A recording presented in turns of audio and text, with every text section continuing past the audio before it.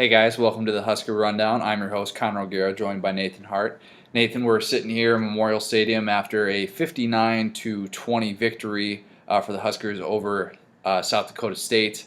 Huskers looked about as good as you could have wanted them to offensively, given that they were starting a backup quarterback today.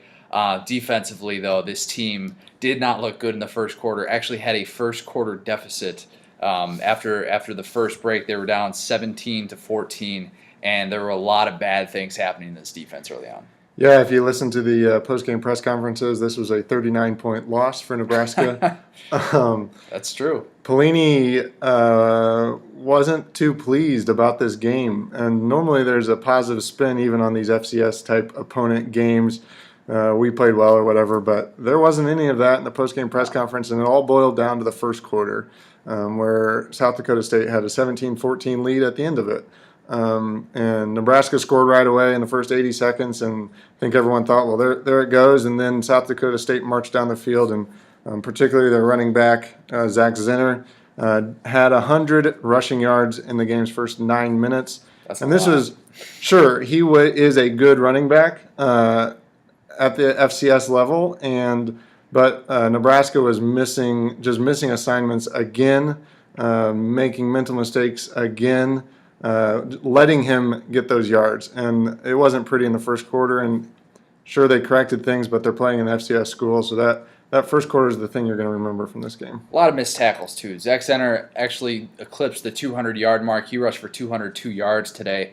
And really, he was the source of their offense for that early going. And it was very troubling for the NU defense that after that first series for them, they had a 40-yard touchdown score. And then they came back, and then they basically did the same thing on the next series. And that's a very alarming sign. It's one thing if you're going to allow an opening drive touchdown, but to have that happen 2 times in a row, and it almost happened a third time in a row, if not for a couple penalties that they shot themselves. Yeah, the penalty, and then, man, they're the small team. They should have gone for it on fourth down. I think that was in the second quarter. What are they doing?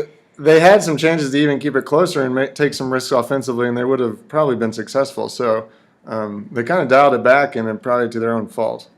Yeah, really, I don't understand why you don't go for it 4th and 2. You got a tailback that's averaging 12 yards a carry at the time.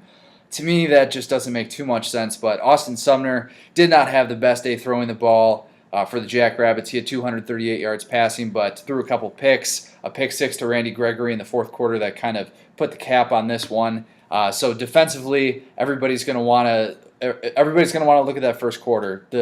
The 3 quarters after that, yes, they stepped up, only allowed 3 points the rest of the way. Nebraska actually went on, I believe they scored, 35 unanswered points. But really, that's what it comes down to. At this point in the season, where does Nebraska's defense stand? And you don't know. That's the thing. You don't know. Because even in games like this, they have these moments where they just look so horrible. And maybe against a team like South Dakota State, it's not as magnified because they're only having these bad quarters. But when you face UCLA's and Michigan's and teams that are capable of putting up points for longer periods of time, those mistakes are going to look a whole lot worse. Simple as that. So I really think that this defense needs this 2 weeks about as bad as any unit in the country could use a bye week. I mean, simple. You need those practices to be able to work on the little things like tackling. You asked John Papuchis, what's this team going to do? What can this team do in a bye week to be able to correct some of these errors? That's the thing. There's a lot of head-scratching going on, and Coach Pelini and Papuchis both talked about working on tackling, working on the fundamentals, but that's what they've said after the Wyoming game. That's what they said after the UCLA game.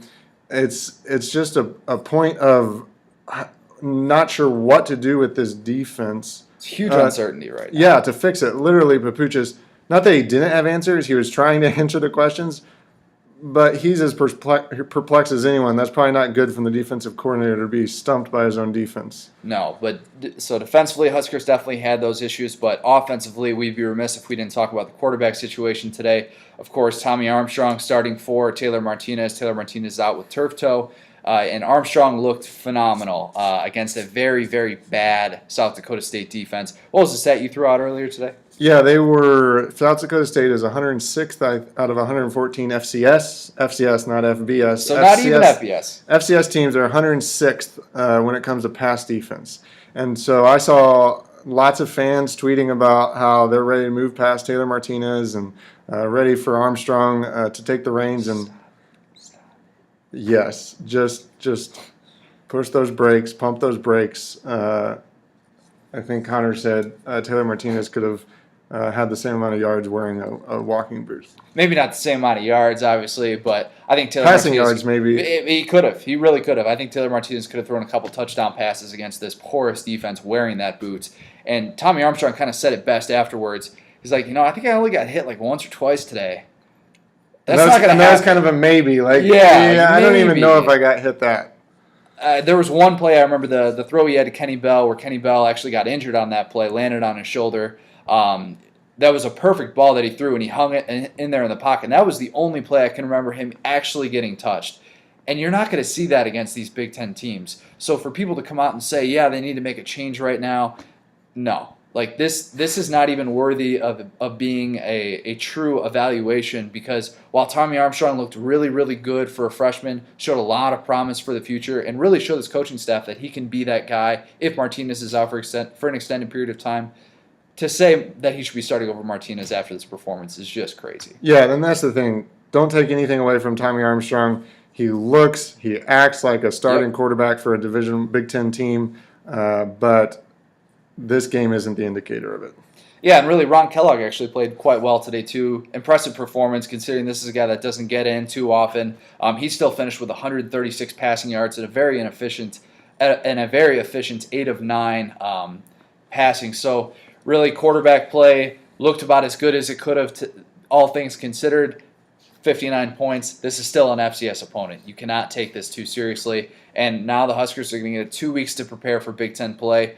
A lot of things that this team has to correct. So go ahead. And really a month, because Minnesota, Illinois, those should be 2 wins as well. So yeah, it's like we always say this, but it's going to be a month or so before questions start getting answered. That's not to say you shouldn't still be watching the Husker Rundown. We'll be here every week. We'll be here in 2 weeks, actually. We'll have a little bit of a break next week, I'm sure.